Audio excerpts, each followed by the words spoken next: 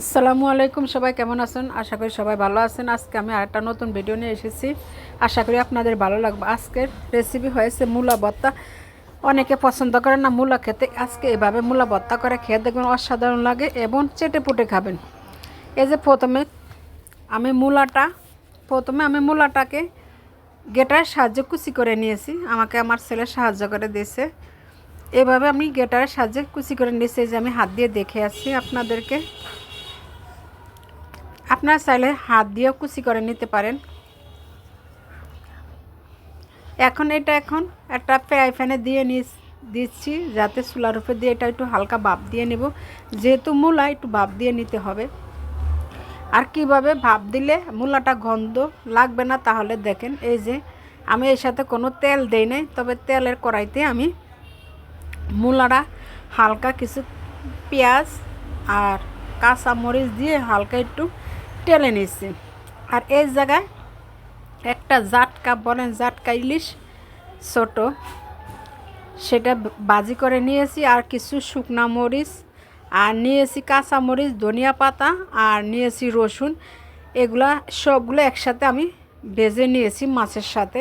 এখন মাছটা আমি মাঝখান থেকে কাঁটাটা ফেলে দিচ্ছি, যেহেতু এই মাছের মাঝখানে কাঁটাটা অনেক শক্ত। আর এই ভর্তাটা আমি আজকে বাটনায় করে দেখাবো আপনাদেরকে। খুবই সহজে, আপনারা চাইলে পাটাও করে নিতে পারেন। তবে আমার কাছে এই বাটনাটা অনেক সুবিধাজনক মনে হয়, কারণ পাটা নিচে নেও, আবার কোনো কিছু নিচে দেওয়া লাগে, তা নাহলে রুমেতে শব্দ করে। তার জন্য আমি এই যে বাটনাটা নিয়ে নিছি। এখন এই যে সেগুলা ভালোভাবে কষে সেই মূলাটা দিয়ে দিছি। এখন এই যে ছোটো সাইজের 3 থেকে 4 টুকরা আলু দিয়ে দিছি। এই ভর্তাটা আপনারা একবার হলে খেয়ে দেখবেন, এত মজা হয় গরম গরম ভাতের সাথে। আপনারা চাইলে পরোটা বা রুটির সাথেও খেতে পারেন। আর আমি একটু কাঁচামরিচটা একটু আস্তে আস্তে রেখেছি, তাহলে খেতে ভালো লাগে।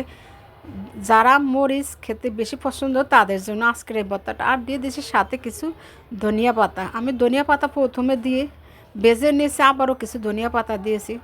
শীতের দিনে ধনিয়া পাতা না দিলে কি চলে, যারা ধনিয়া পাতা অনেকে খান না তারা স্কিপ করতে পারে। আর দিয়ে দিচ্ছি সরিষার তেল। এভাবে হাত দিয়ে অনবরত নেড়ে নিচ্ছি, ভালোভাবে মথে নেবেন। অনেকে যদি মনে করেন যে হাত জ্বলবে, তারা হাতে পলি ব্যবহার করে নিতে পারেন বা গ্লোভস ব্যবহার করে নিতে পারেন। তবে আমার বানাতে বানাতে অভ্যাস হয়ে গেছে, তাই আমার হাত আর জ্বলে না। এই যে ভর্তাটা দেখেন কি সুন্দর হয়েছে। কেউ কি দেখে বলবে এটা মূলার ভর্তা। আপনি যদি কাউকে খেতে দেন, তখন কেউ বলতে পারবে না এটা মূলার ভর্তা। ভিডিওটা ভালো লাগলে অবশ্যই লাইক শেয়ার কমেন্ট করেন।